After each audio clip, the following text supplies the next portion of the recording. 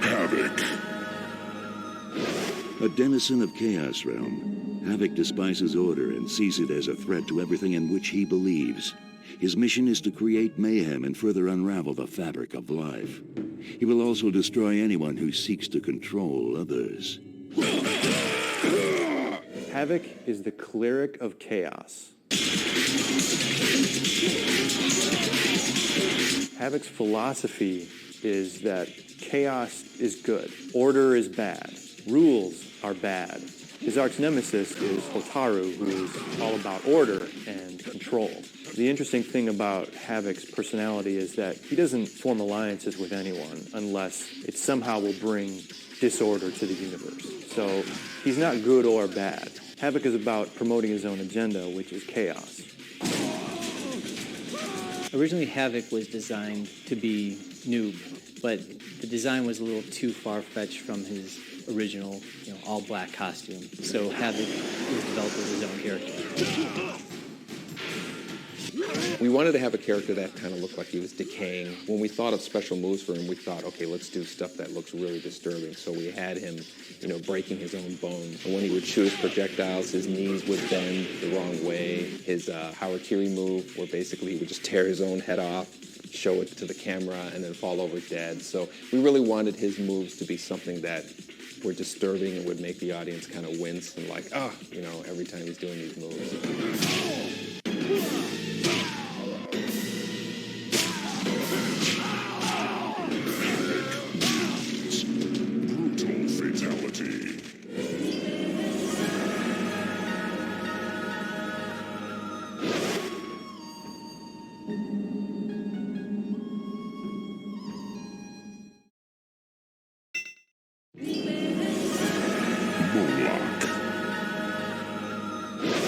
A demon, or Oni.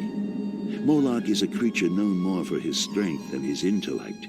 Astoundingly powerful and remarkably cruel, this hulking brute takes pure delight in the pain and suffering of others, especially if he has caused that pain. Like Dramine, Moloch is an Oni from the Netherrealm. He and Dramine have escaped the Netherrealm, and now they're running amok.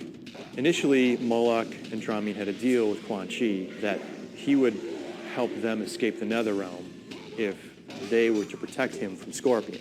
But he escaped the Netherrealm and left them there, and they're really pissed. So now that Moloch and Dramine have escaped the Netherrealm, they have a vendetta against Quan Chi.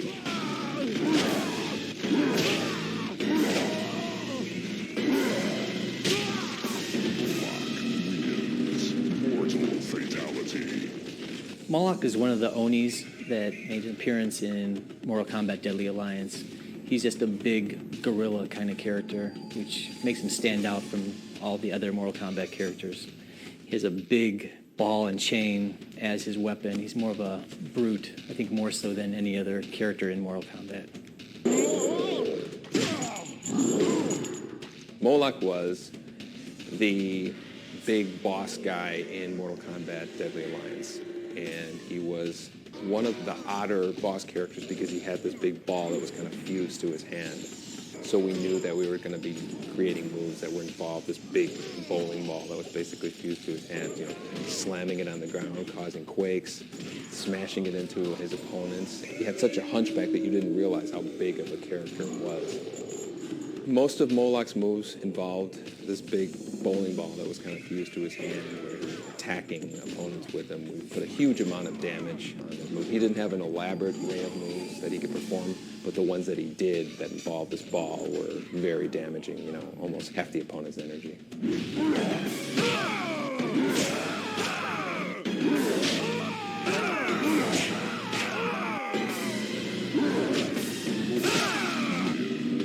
Mortal fatality.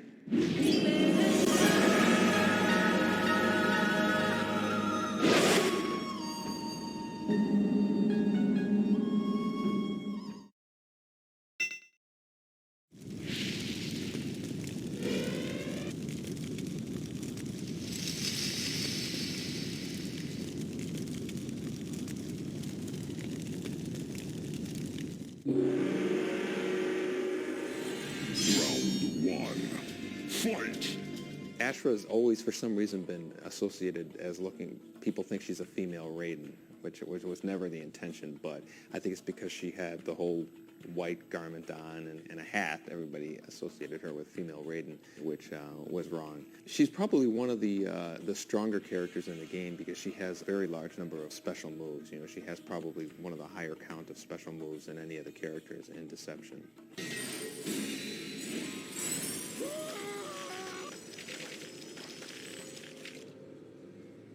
The idea behind Ashra, her storyline, is that she is a demon who has found this sword that as she kills other demons, she becomes more and more holy. And she's figured out that if she keeps doing this, eventually she'll be expelled from the Netherrealm, and that's what she really wants. No one really wants to stay in the Netherrealm. But she has a real sense of purity, where, you know, she's drawing herself up out of the murk. It is something that a theme that Mortal Kombat hasn't really hit much on before. As she kills demons in the Netherrealm, she's purifying herself. We like to think of her as an ascending demon as opposed to a fallen angel. Ashra is basically a bad character that's becoming good, that's trying to redeem herself. As she kills demons, she becomes better. What I really enjoy is her magical abilities. When I'm playing with the Ashra character, she has the vertical spin. She has the horizontal spin where she comes directly at you. She can throw projectiles up in the air, which will come down on your head, as well as a close attack on you. So she has these varied special abilities that are magical kind of in nature, which really makes her fun to play. Of all the new characters in Mortal Kombat Deception, I suspect that Ashra will probably have the biggest impact. Her looks and her moves, I think she'll have the biggest impact in Deception.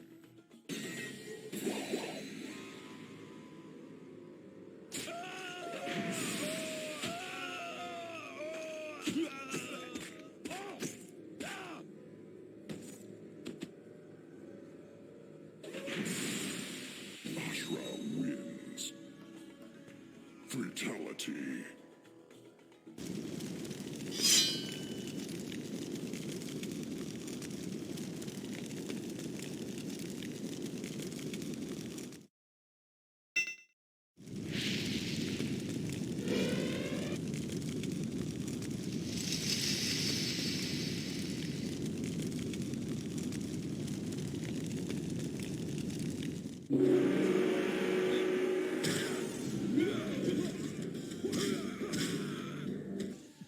Darius was the last character that we came up with for Deception. He plays a little on the chaos side with this new chaos order element that we have going in Mortal Kombat Deception. He is from Hotaru's realm of order, but he's the leader of the resistance movement.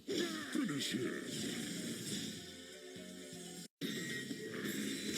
We were trying to find two different looks for him. His primary look was more like a uniform. That would be one of the underground organizations in Netherrealm or Outworld. But we wanted to go a different route with his alternate and kind of pay tribute to a lot of the films that influenced the series. And there are certain stars that we look to as inspiration, and if not only in the feel of the game, but also in the look. I think he's probably one of the characters in the game that everybody associates with certain Hong Kong martial arts movies. A lot of people kind of gravitate to him for some reason. He just has like an appeal that it's hard to explain.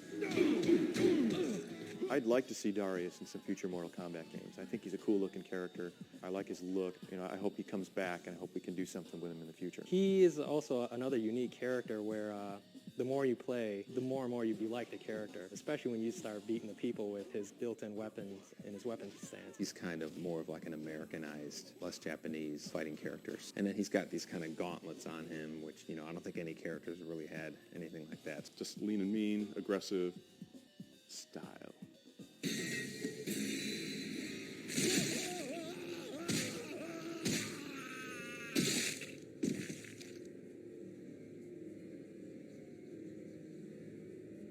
Darius wins. Fatality.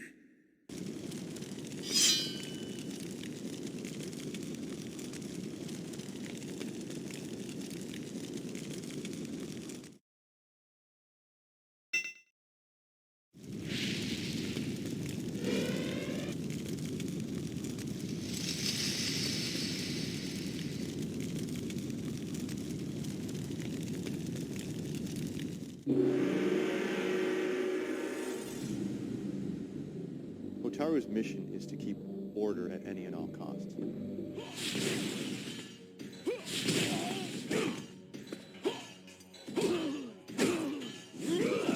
Hotaru is an interesting character. He kind of has this whole loyalty and order persona, and he has kind of a big presence. When designing Hotaru's costume, at first I took his name into account because his name means firefly in Japanese.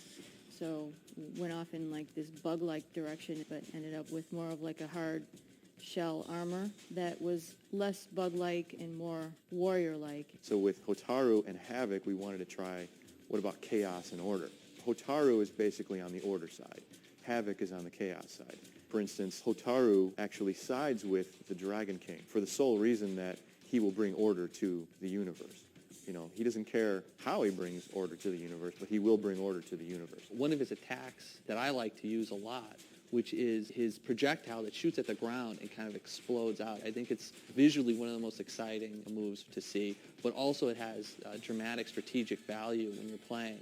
It's cool because like, you can shoot the projectile and it enables you to go ahead and do a second move if you're quick enough. You know, so it's cool. You get a chance to maybe do a combo. Hotaru came out pretty interesting that he has a lot of cool effects and I would say some signature moves that'll make him pretty popular. Hotaru is definitely one of the more striking characters in the game as far as all the new characters. Hotaru will uphold the letter of the law, regardless of the consequences or the means to get there.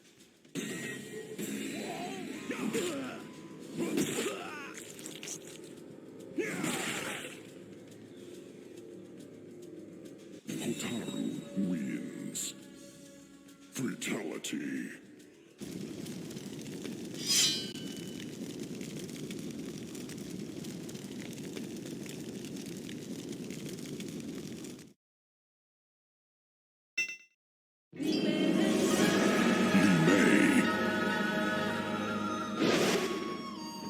Fighting for the freedom of her enslaved people, Li Mei was trained by Shujinko in the art of combat. Now she is a formidable warrior who battles for her people and for persecuted souls everywhere. Li Mei is originally from Outworld. Her village was enslaved by Quan Chi and Shang Tsung. She vowed to defeat the Deadly Alliance in order to free her people. Mortal fatality. Because she had this kind of skimpy outfit, we gave her a lot more acrobatic and provocative moves in the game. So she has these crazy flip kicks where her legs are doing things that are just physically impossible. So she's kind of like the sexy bombshell character from Deadly Alliance.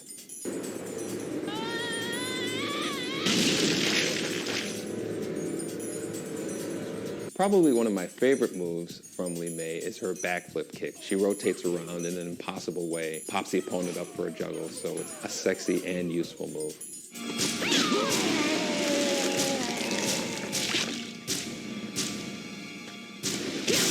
Mei wins.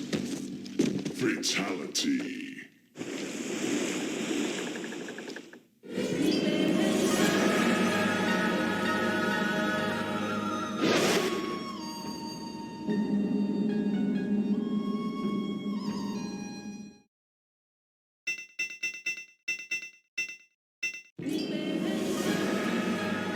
Dairu.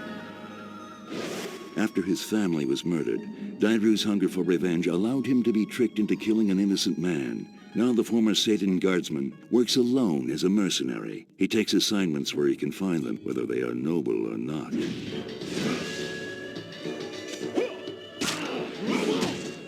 Dairu was a part of the same military force as Hotaru in the realm of order. Dairu was accused of a crime and was about to be sentenced. Eventually, Dairu breaks free and becomes a rogue. Dairu was a character that was introduced in Deception, but we actually had begun working on him during Deadly Alliance, and he didn't make the cut.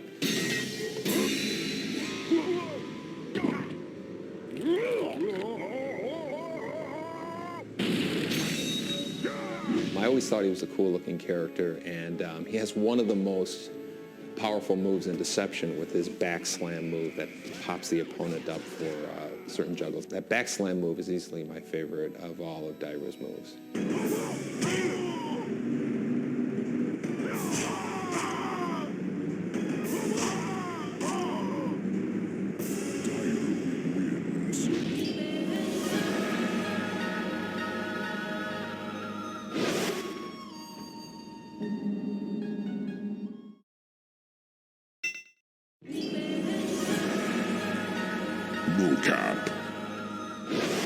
This unfortunate bystander finds himself embroiled in an otherworldly struggle simply by being in the wrong place at the wrong time. A motion capture artist, Mocap now fights for his life. Fantasy and reality have become one and the same. Mocap has a little bit of a storyline. He does motion capture for movies and video games, but it's not a deep story. I have no idea how I got here. One moment I was in a motion capture studio in Chicago, the next moment I was here. It was a late addition to the Mortal Kombat Deadly Alliance lineup. It's acting. It's the life, man. Mocap is based on Carlos Pacina. He's our motion capture expert on the game, and very talented performer. He's been in every Mortal Kombat game. He started out as Raiden. Got that on. Got that action working.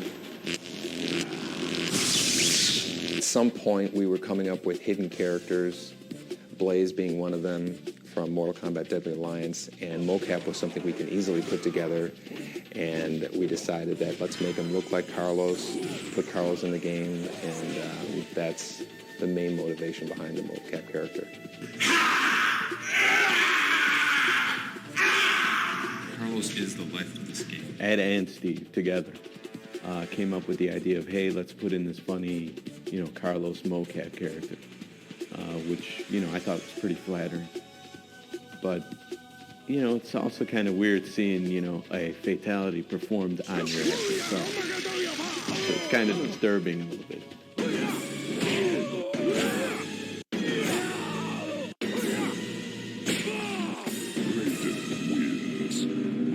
Fatality.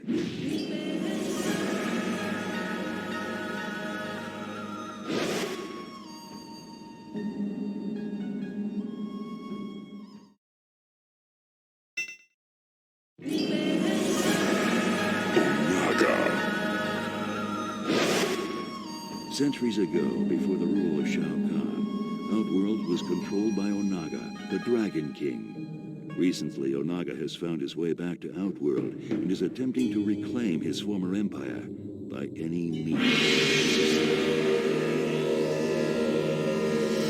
Onaga, also known as the Dragon King, was the original ruler of Outworld, who was overthrown by Shao Kahn sometime in the distant past. The Dragon King came back to life by possessing Reptile's body. You see a hint of that in Sindel's Mortal Kombat Deception ending, where in the background you can see Reptile laying there on the ground after she has killed the Dragon King. In Mortal Kombat Deception, Onaga's main goal was to become the ultimate ruler of Outworld again. In Armageddon, he finds that he has to make some alliances to achieve that goal. Onaga the Dragon King is the big boss in Mortal Kombat Deception. The whole story is kind of wrapped around him.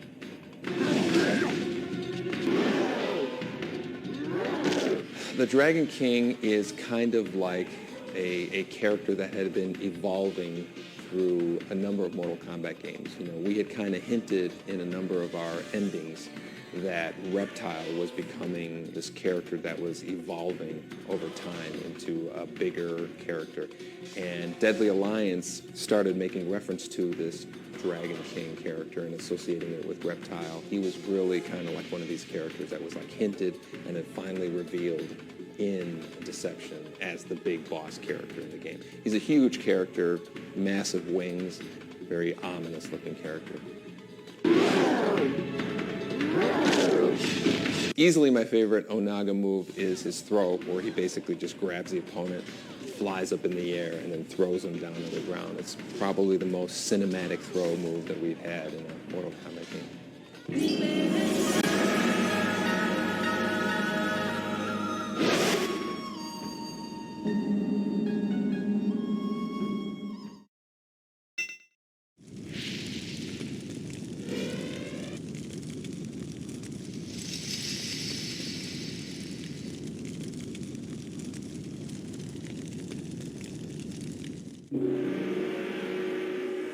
The Spanish word for drunk is borracho, and figured that word kind of broke itself up nicely into 3 Asian-sounding kind of syllables. So Bo Rai Cho equals Baracho, and hopefully some of you guys got that.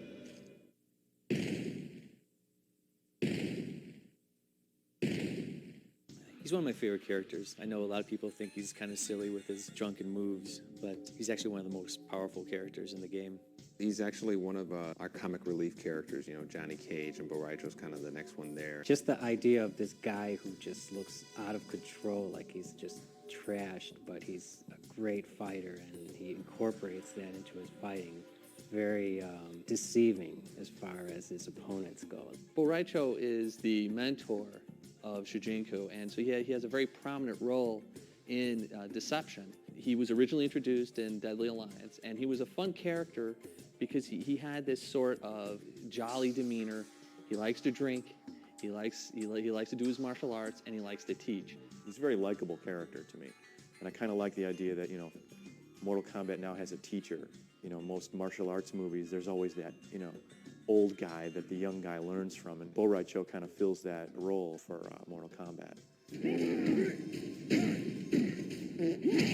Ed had wanted to have a character that is basically this slob. Like he pukes, he farts, he just, you know, has no sense of self-control.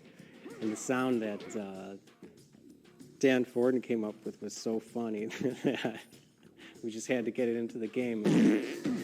Yeah, you know, that's one of the things that we put in the game that, you know, we thought that the humor would wear out, but apparently every time somebody on the team listens to it or hears that sound, it manages to get a giggle out of them.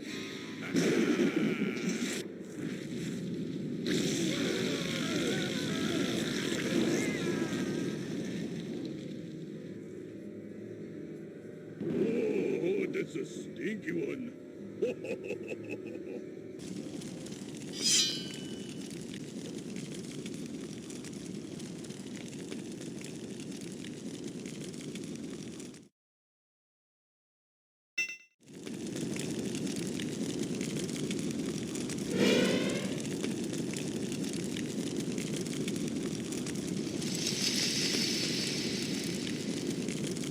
This place, it feels dark.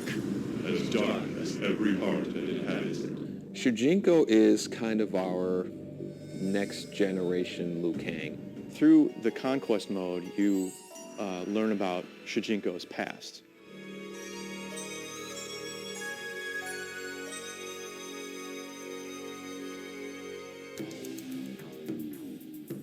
He lives in the MK universe, meets up with all the characters, and eventually trains to become a warrior. It's kind of fun walking around, you know, and you know, you meet with Sub-Zero or an ancestor of Sub-Zero. I am Princess Kitana. If you are the champion of the Elder Gods, perhaps you can aid us in our struggle. When you finish it, you see him at age, you know, 60 or something like that, and that's when he is basically unlocked in the arcade game.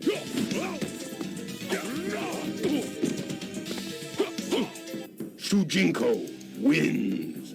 Everything from, you know, 20-year-old Shujinko up to old man Shujinko is voiced by Max Crawford. Younger Shujinko is just a little variation of my actual voice. Good to see you again, Damashi. It was fun doing the old man. Oh, Master Boraicho, crack the dojo window.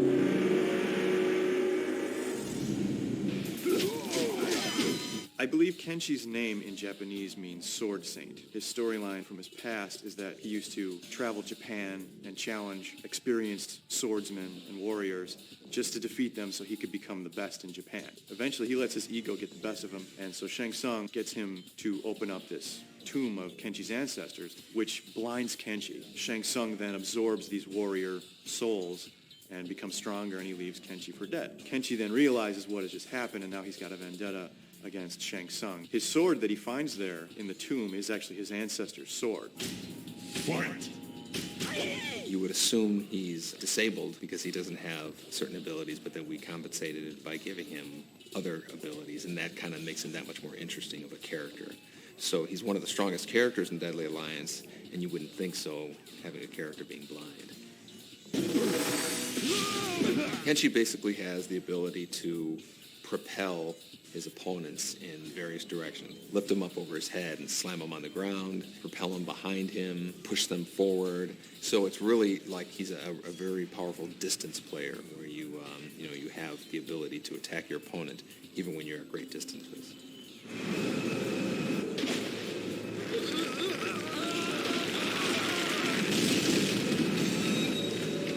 Fatality.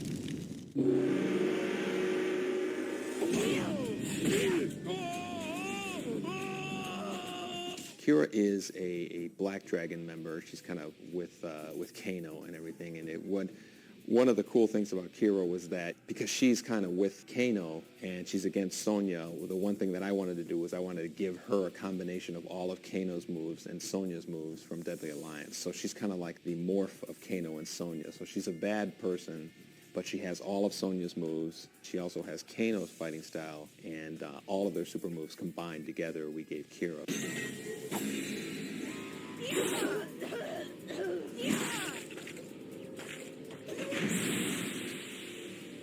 Kira has joined the newly reformed Black Dragon under the leadership of Cabal. She's kind of tough. She's definitely, I would say, a bad guy, but she's more disciplined than some of the other Black Dragons have been, like Kano. And she prides herself on her more disciplined take on evil. So Cabal sees in her a new spark that can really benefit the new Black Dragon. The moves that Kira was given really makes her powerful, especially with her double-handed weapons. She moves very, very fast, but it can be powerful when used in chains and combinations. She takes a little bit getting used to, but if you can master her, she can hold her own. Her attacks are very violent, and her weapons are very violent. She's kind of like the Fatal Attraction character.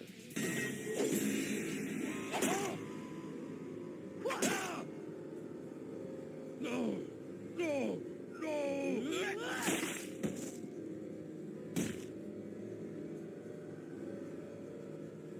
Kira wins. Fatality.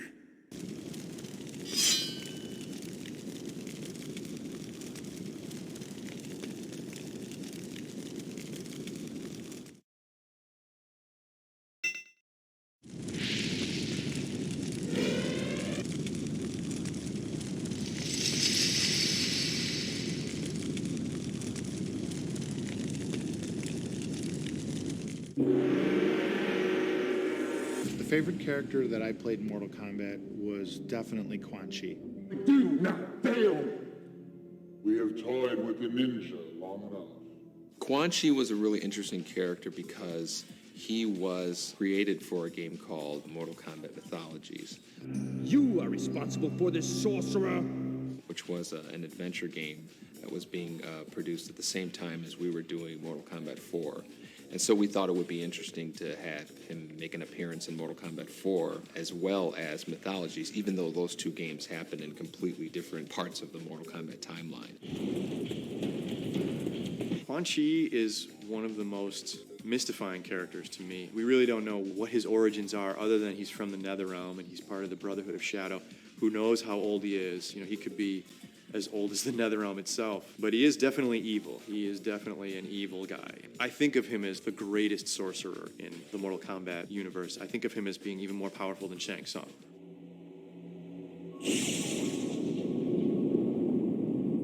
Rich DeVizio was hilarious as Quan Chi. He really played the part well. To me, he is Kano, and he is also Quan Chi. He's both of those characters. You can't look at Quan Chi and not think Rich. And now, on to Hollywood.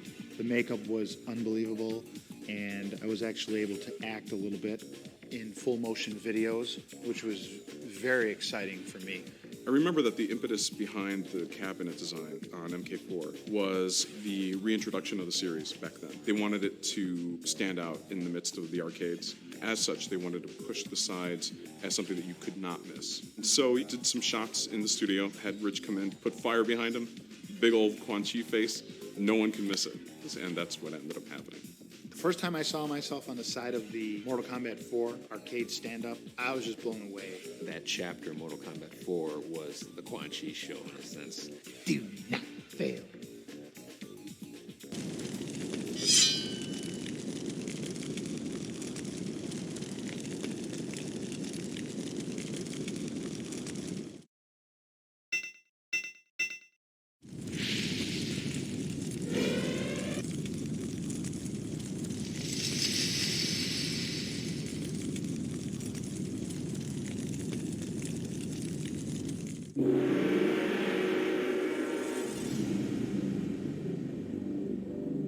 Smoke originally came from our memory limitations that we've had in doing arcade games. And just as Scorpion and Sub-Zero were using the same images and getting more mileage out of them by changing the color, when we were out of memory for Mortal Kombat 2, I always liked putting in secret characters in the game at the last minute that nobody knows about.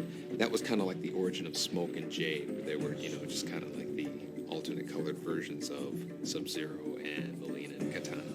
He had a lot of cool moves as a robot. He had this grappling hook that would come out of his chest, and just had a lot of cool moves, which made him a player favorite.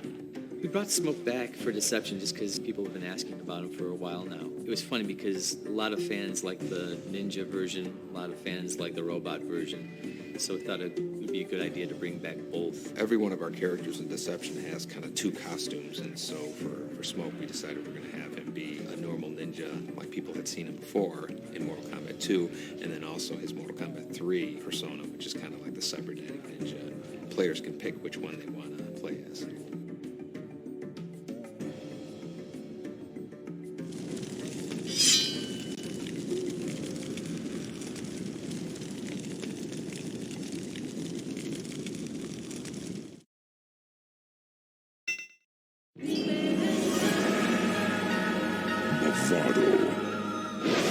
A leader of the Red Dragon clan, Movado has undertaken a ruthless campaign of extermination against his rivals, the Black Dragon. Scouring the realms for his sworn enemies, Movado vows that he will not rest until every last trace of the Black Dragon has been erased.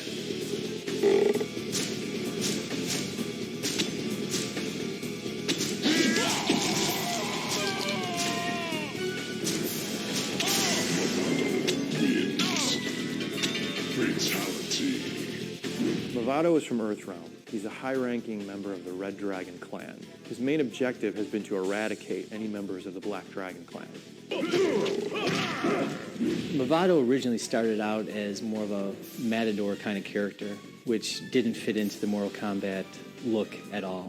Movado was another character who started out looking completely different than he ended up looking in the final version of Deadly Alliance. At one point, we just weren't happy with the direction that we're going, so we decided to go a lot more towards a darker black trench coat type of look. My favorite move from Movado is probably his throw move, more like the opposite of Scorpion's spear, where he had these ropes that he could stick to the ground, propel himself forward and back, put his two ropes into the ground, and use the rubber band action from that to kick the opponent away. That was one of the cool moves in the game.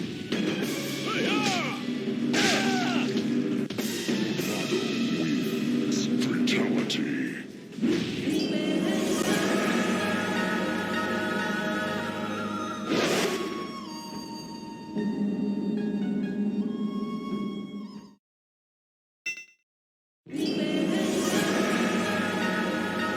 Frost.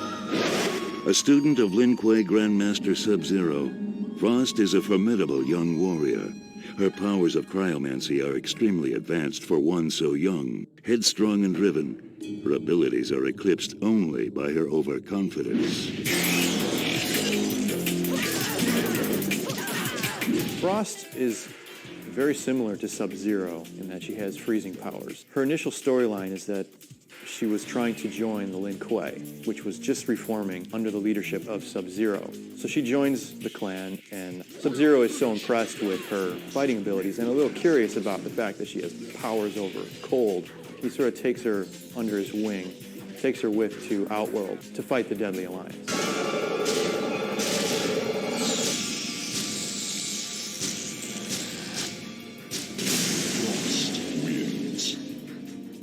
Fatality. Frost is kind of the female Sub-Zero, if you want to think of it. Ever since we had the first Sub-Zero, we had always talked about having a female version of Sub-Zero. And for some reason, we didn't do it in Mortal Kombat 2, 3, and 4. And for Deadly Alliance, we knew that we wanted to have a female freezing kind of character like Sub-Zero is, but give her her own story. Frost was one of the first characters we actually designed for Deadly Alliance. Eventually became one of the players' favorites. I remember when the public initially got wind of Frost being the female Sub-Zero, the backlash that we got for that. There were fans that were very upset that we were doing a female Sub-Zero. And I even remember one letter we got where some fan said, "Mortal Kombat will be destroyed if you do this." In fact, I think Frost is one of the best characters we have. I like her a lot. I think she's pretty cool.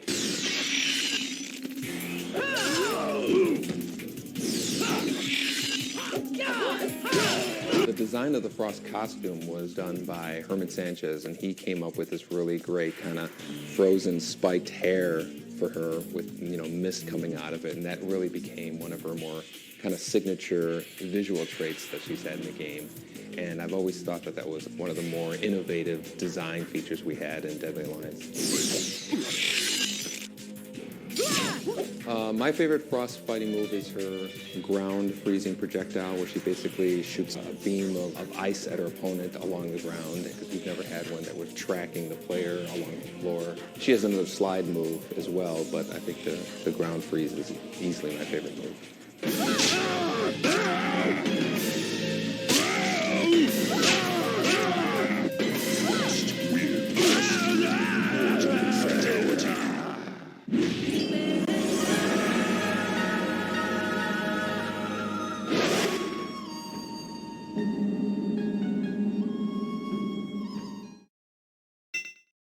It will summon you.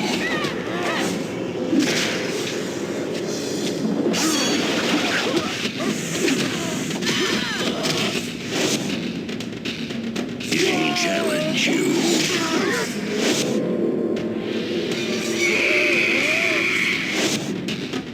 It will consume you.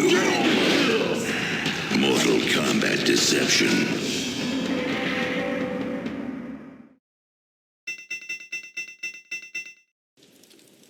It was not by chance that this struggle came to be. The blame falls squarely upon my shoulders for giving evil the chance it needed, and therefore fulfilling an ancient prophecy. Raiden's Earthrealm champions had failed to stop the Deadly Alliance from fully resurrecting the mummified army of the Dragon King. In the end, only Raiden himself stood between the Earthrealm and total destruction. Defying the Elder God's wishes, he alone challenged Quan Chi and Shang Tsung in Mortal Kombat, Earthrealm's last hope for freedom.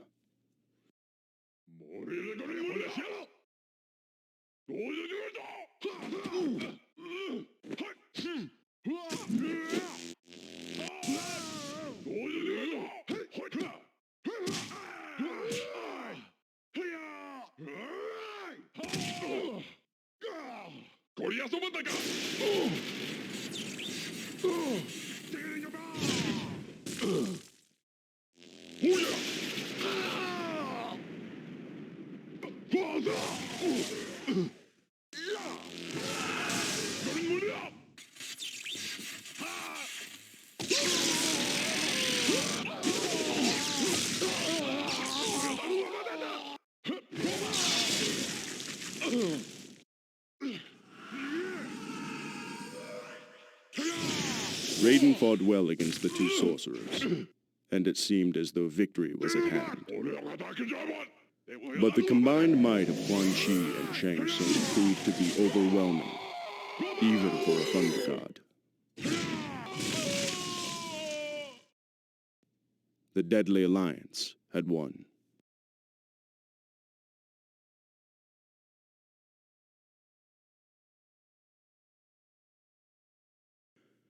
The sorcerer's victory was short-lived, however. Once they realized that an alliance was no longer necessary, suspicion and lust for power overcame them. The former allies then turned their aggression on each other.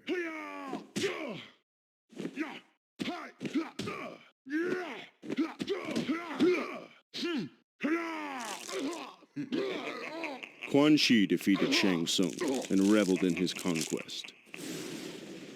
But it is said that there is only one true ruler of Outworld, and that ruler had finally returned.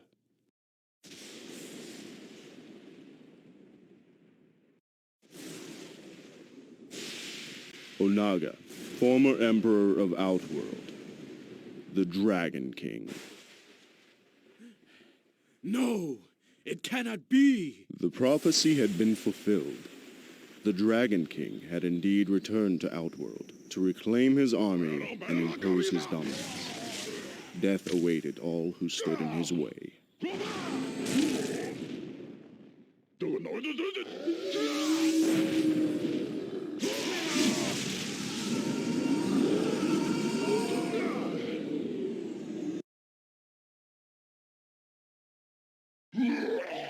And so it was that a new alliance was formed out of desperation.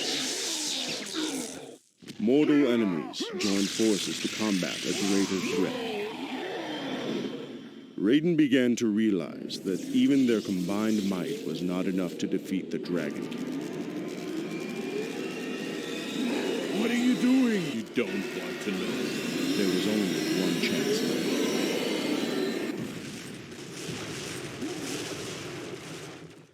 Raiden's sacrifice was in vain, for the blast had little effect on the Dragon King.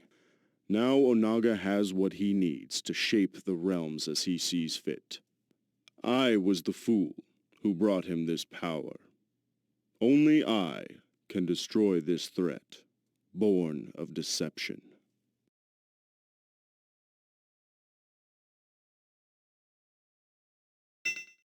Now, you will use this map on your next mission.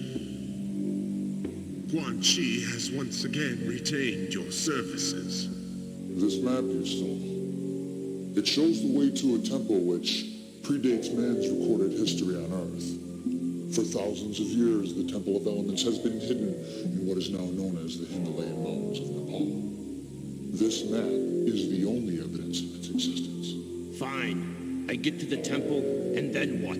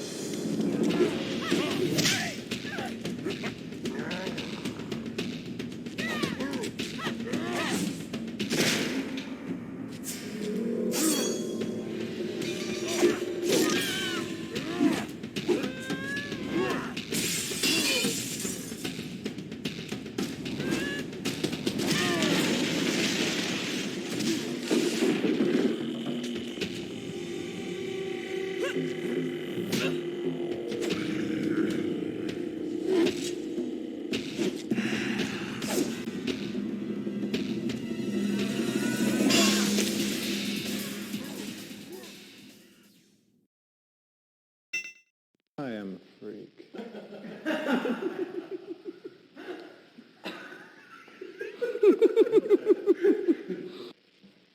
You are reality's only hope. I'll do it, Thunder God. Because I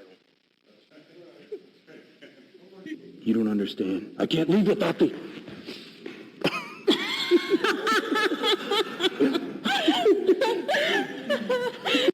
I'm like, okay, don't make me laugh. You see, Sub-Zero,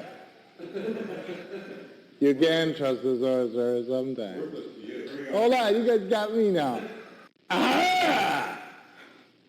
Immortal, with the ability to freeze.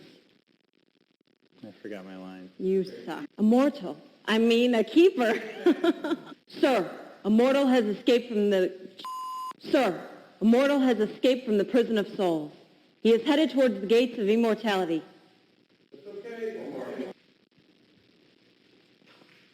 Sir. I'm sorry. Oh, she said sir. We have toyed with the ninja long... Do not question... forget it. We have toyed with the ninja long enough.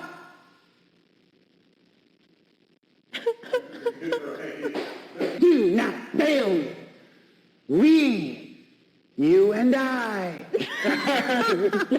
We, you, me, everybody in this room. Oh,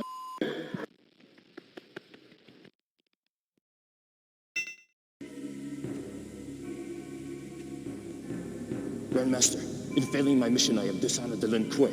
An unfortunate event. Your incompetence will cost our clan dearly. Now you will pay with your life.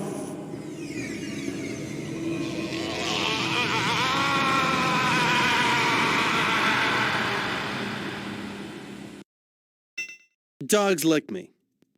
Because I wear clean underwear, and when I don't, it's usually quite brutal.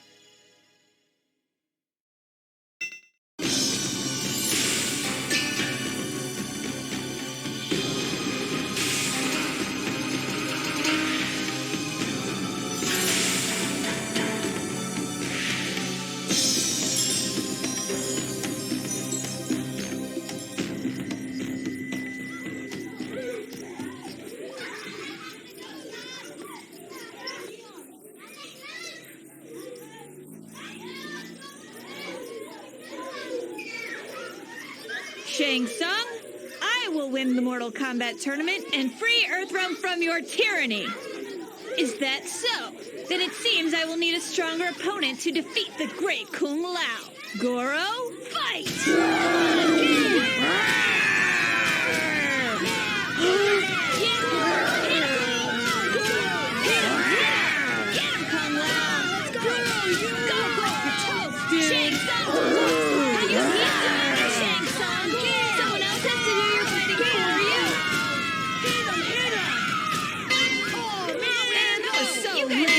Each other. Get out of my way!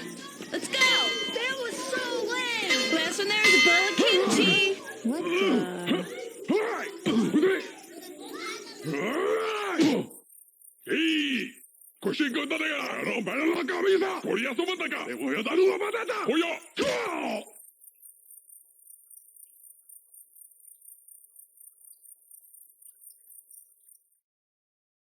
Choujiao, or penetrating foot, is one of the oldest recorded styles of Kung Fu. The art is 30% fist and 70% kicking. Hands are used to protect, but it is the feet that always attack.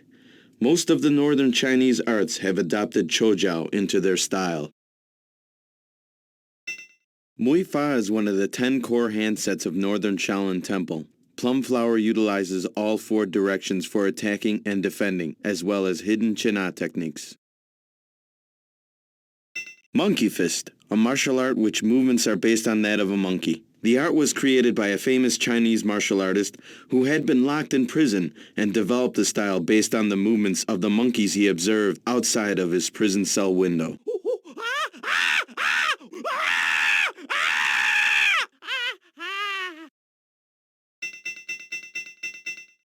Chachuan is a northern style of Kung Fu.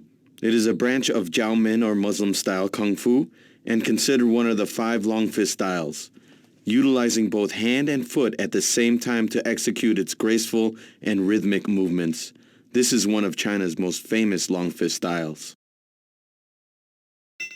Hua Chuan is one of the 5 long fist styles and can be viewed as a close-range martial art. Flower Fist has many wrestling and ground tactics, as well as hand and foot strikes, making it a well-rounded northern Chinese style.